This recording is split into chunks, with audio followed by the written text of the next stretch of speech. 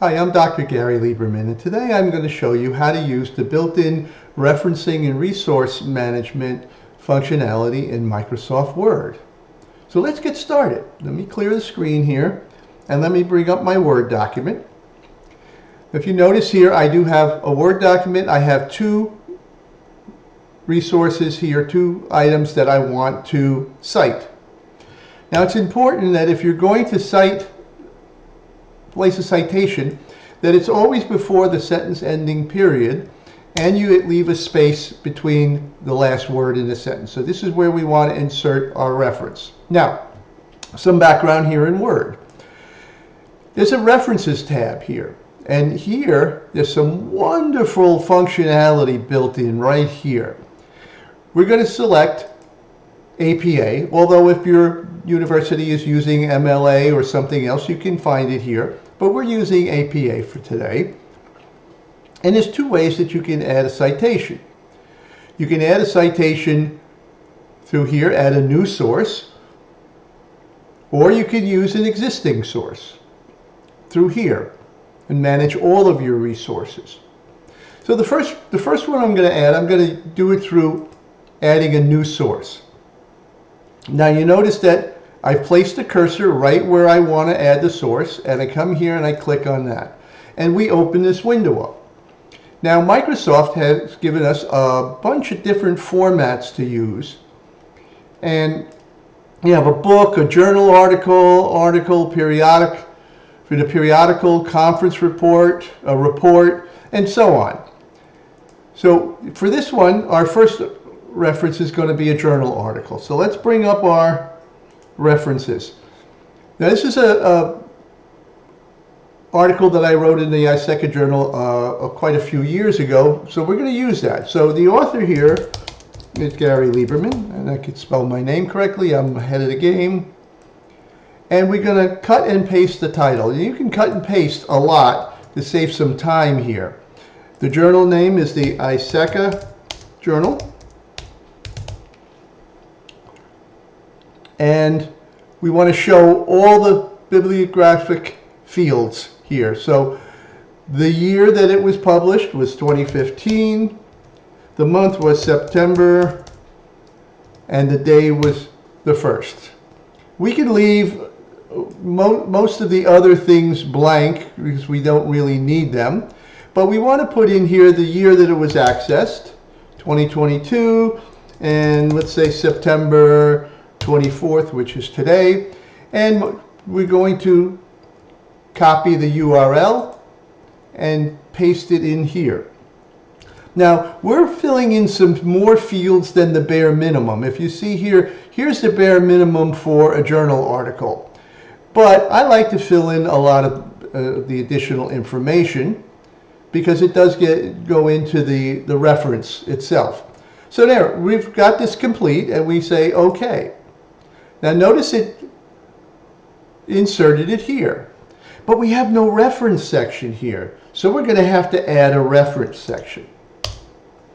So I give it a couple of blank lines, and we come up here to bibliography, and we pick what kind of reference section, reference list that we want.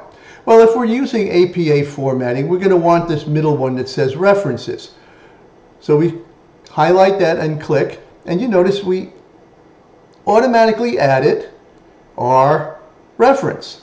Now if you're using APA formatting, you're going to have to do a few changes to this label here. First of all, you want it to be black. You want it to be New Times Roman, or Times New Roman. You want it to be 12 point, and you want it to be centered. So this way we keep with, oh, I'm sorry, one more thing. We want it to be bold. So we're keeping with our APA formatting style. Now notice that it has perfectly formatted my reference for me, and it's inserted the citation. Now you always have to have an in-text citation to match your reference. And they have to match here on the author's last name. It's very important. For every reference, there must be at least one in-text citation, and for every in-text citation, there must be at least one reference. Now, let's say we wanted to add additional authors. Let's say Lieberman had a couple of co-authors with him. So we can come in here to manage sources, and you see that we do see this under the sources available, and we can edit it.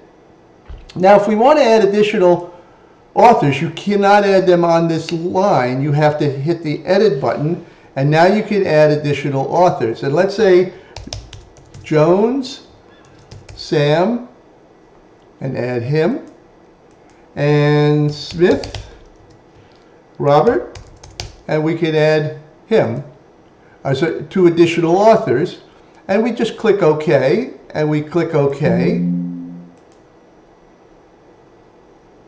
and we can close this down, and you notice that it automatically updated our citation.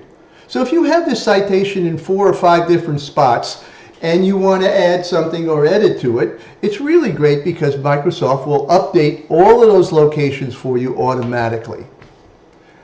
So here we have Lieberman, Jones, and Smith. Now, Microsoft is using APA 6th edition formatting, and for the most part, it's pretty close to the 7th edition formatting for APA. They haven't adopted 7th edition yet. So the only difference would be that if you had 3 or more authors in the APA 7th edition, it would be Lieberman et al., rather than listing the 3 authors' names. So you need to check with your professor to make sure that that's okay. Personally, if you are using the built-in Microsoft's built-in referencing functionality in a paper that you've submitted in one of my classes, I will absolutely accept the APA 6th formatting as long as it's coming from the built-in function. All right, so now we want to add another reference here. And I have that here. I want to add Brian Krebs' article right here. So we could add it through Manage Our Sources, which we'll do. I'll say New. And again here, now we have to pick what kind of reference this is. So I'm going to pick Miscellaneous because it's from a blog. So I'm going to say Brian Krebs is the author. The title, again, we cut and paste, make our life easy here. There's the title.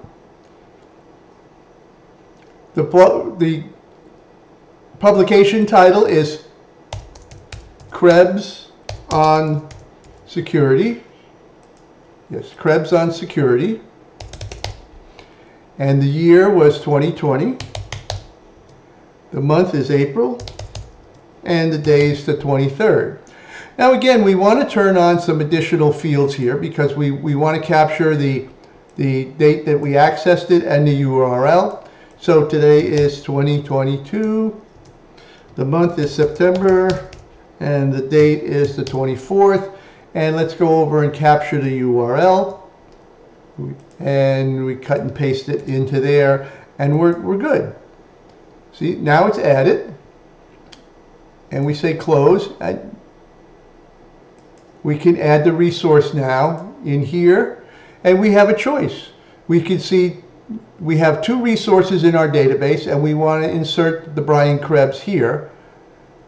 And of course, we didn't do that properly because it's outside the period, so we have to fix that. And we have to add a period at the end, because you always want, we have 2 spaces, you want 1 space, and the citation goes before the period.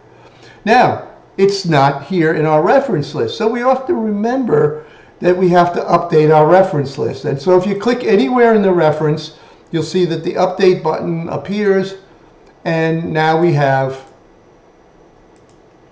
the 2 references located here. So supposing we want to add Brian Krebs up here too. So we can come up here, add a space, insert citation, Krebs, and you see we automatically add it here. Now again, let's say we want to edit it. So we go to Manage Sources, we highlight Brian Krebs, we edit, and let's say we wanted to add another author. Again, we'll add Jones, Sam, and we'll say OK, OK. And you notice that when we close this, that Jones automatically got added into both places. So this makes it very easy to do updates to your references.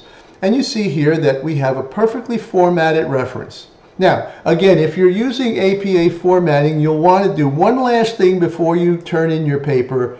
And you're going to want to come here and you're going to want to make it double spaced. Of course, we're not doing an APA paper here, but you can do that.